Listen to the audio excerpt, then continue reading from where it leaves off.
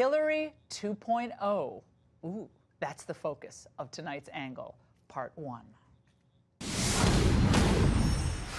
Something very odd is happening in the Democratic Party. And it's beyond the usual jockeying for pole position by the candidates desperate to remain viable. It's more than that. The funny thing is, the so-called experts, even Obama reportedly, keep telling people that Biden shouldn't be the Democrat nominee. We're now sitting here with the Democratic frontrunner having a spokesperson trying to defend his comments on busing. When you're trying to hide the candidate, that's probably means you don't have a good candidate. That's like Weekend at Bernie's, where the guy was dead and they were trying to pretend like he was alive. President Obama reportedly told Joe Biden directly, quote, "You don't have to do this, Joe. You really don't." Wouldn't you love to be in the room when that conversation happened? But despite some shaky debate performances and more than a few medical alert moments, Biden has gained 7 points on his rivals since June. You could call this Medicare advantage.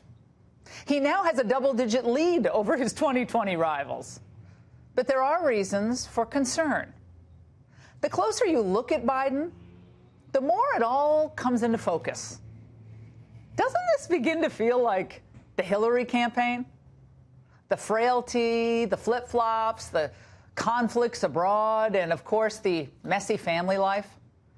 Biden's campaign is looking like a bad sequel, Hillary 2.0. And the warning signs are all there. Just look at both of the candidates, their overall fitness for office. Hillary's campaign spent a lot of time fighting off concerns about the former First Lady's health. For her, it was questions surrounding her physical condition. New questions this morning surrounding Hillary Clinton's health. The Democratic nominee now forced to cancel campaign events in California after she collapsed at the 9/11 memorial. Boy, they shoved her into that Scooby van fast, didn't they? After the fall, Hillary's doctor scrambled to reassure voters. My overall impression is that Mrs. Clinton has remained healthy. She continues to remain healthy and fit to serve as President of the United States. Well, at 76, Biden's even older than the former First Lady. But for him, the concerns are about his mental or cognitive fitness. Politico attempted the journalistic equivalent of a medevac mission by locating the brain surgeon who operated on Biden back in 1988, who claimed that Biden is, quote, every bit as sharp as he was 31 years ago. I haven't seen any change. Which led many to wonder, you mean Biden's been like this for decades? Country wasn't built by Wall Street bankers, CEOs, and hedge fund managers. Union workers, the UAW, took incredible cuts in their future and their pensions and the left to get GM working. Investing much more in medical research to conquer devastating diseases like cancer and addiction and Alzheimer's. But don't worry. Remember, the surgeon said he's as sharp as he was 31 years ago. Well, Biden, like Hillary, is willing to jettison his long-held political positions to try to win over the radical elements of his party. On trade, for example, Hillary supported the Trans-Pacific Partnership, the TPP, while in Obama's cabinet. I did say when I was Secretary of State 3 years ago that I hoped it would be the gold standard. It was just finally negotiated last week. And in looking at it, it didn't meet my standards for more new good jobs for Americans, for raising wages for Americans. And I want to make sure that I can look into the eyes of any middle-class American and say, this will help raise your wages. And I concluded I could not. Mr. Flip, meet Mrs. Flop. Same story, of course, with NAFTA, which, by the way, was signed by her husband.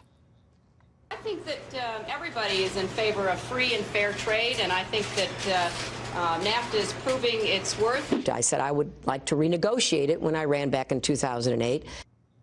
No. And as for Biden, back in the olden days of 2015, his office said he, quote, supports the TPP agreement and will help pass it on the Hill. But here's Biden last month. I would not rejoin the TTP as it was initially put forward.